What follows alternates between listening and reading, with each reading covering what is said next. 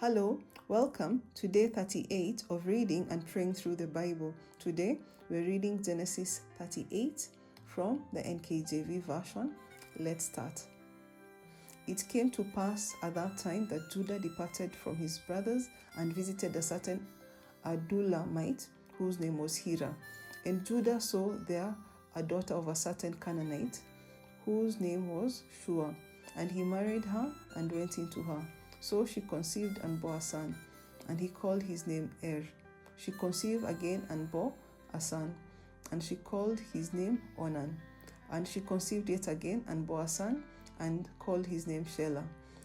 He was at Jezib, where she bore him. Then Judah took a wife for Er, his firstborn, and her name was Tamar. But Er, Judah's firstborn, was wicked in the sight of the Lord, and the Lord killed him. And Judah said to Onan, "Go into your brother's wife and marry her, and raise up an heir to your brother." But Onan knew that the heir would not be his. And it came to pass, when he went into his brother's wife, that he emitted on the ground, lest he should give an heir to his brother. And the thing which he did displeased the Lord, therefore he killed him also. Then Judah said to Tamar, his daughter-in-law, "Remain a widow in your father's house till my son Shelah is grown." For he said, lest he also die like his brothers. And Tamar went and dwelt in his father's house. Now in the process of time, the daughter of Shua, Judah's wife, died, and Judah was comforted and went up to his sheep shearer at Timnah, he and his friend Hira, the Adullamite.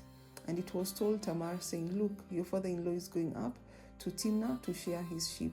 So she took off his widow's garments, covered herself with a veil, and wrapped herself, and sat in an open place which was on the way to Timnah, for she saw that Shelah was grown, and she was not given to him as wife. When Judah saw her, he thought she was a harlot, because she had covered her face. Then he turned to her by the way and said, "Please, let me come in to you," for he did not know that she was his daughter-in-law. So she said, "What will you give me that you may come into me?" And he said, "I will send a young goat from the flock." So she said, "Will you give me a pledge till you send it?" Then he said, "What pledge shall I give you?"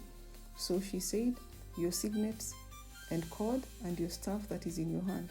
Then he gave them to her and went into her, and she conceived by him. So she rose and went away and laid aside his veil and put on the garment of her widowhood. And Judah sent the young goat by the hand of his friend the Adullamite to receive his pledge from the woman's hand, but he did not find her. Then he asked the men of that place, saying, "Where is the harlot who was openly by the roadside?" And they said, "There was no harlot in this place." So he returned to Judah and said, I cannot find her." Also the men of the place said, "There was no harlot in this place." Then Judah said, "Let her take them for herself, lest we be ashamed. For I sent this young goat, and you have not found her."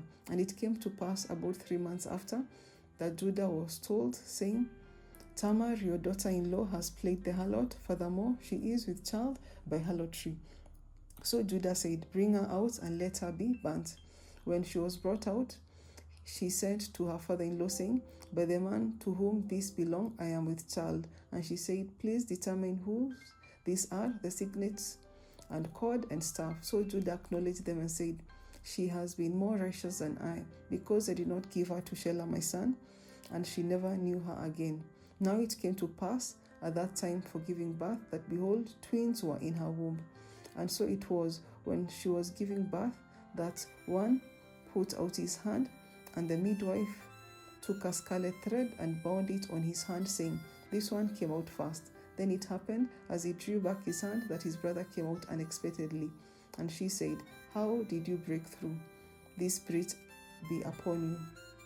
Therefore his name was called Perez. Afterwards his brother came out, who had the scarlet thread on his hand, and his name was called Zerah.